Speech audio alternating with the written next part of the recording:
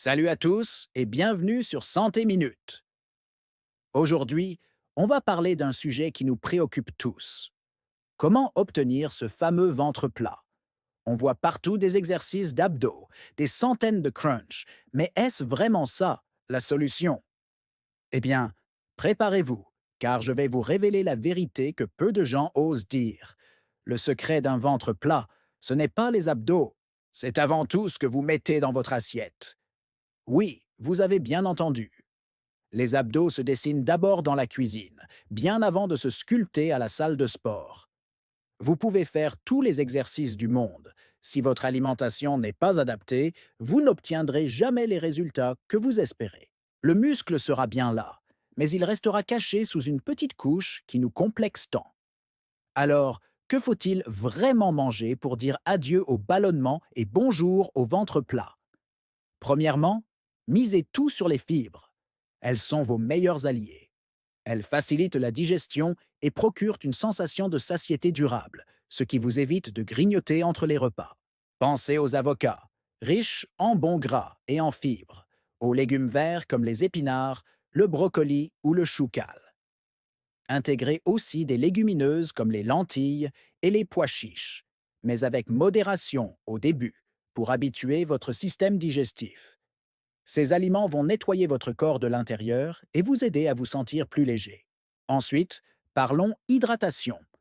C'est un pilier essentiel. Commencez votre journée par un grand verre d'eau tiède avec le jus d'un demi-citron. C'est une habitude simple qui va réveiller votre métabolisme, stimuler votre digestion et aider votre foie à éliminer les toxines accumulées pendant la nuit.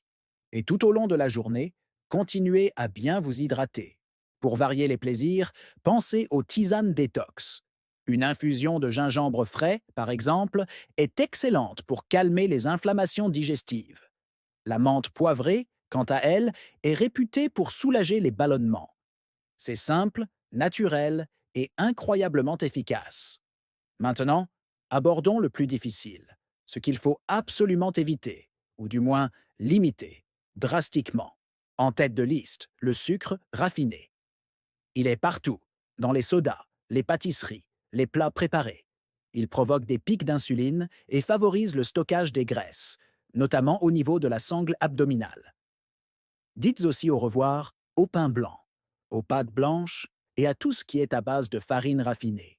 Préférez leur version complète, beaucoup plus riches en fibres. Et bien sûr, les boissons gazeuses sont à bannir. Elles sont souvent pleines de sucre et le gaz qu'elles contiennent fait gonfler le ventre instantanément.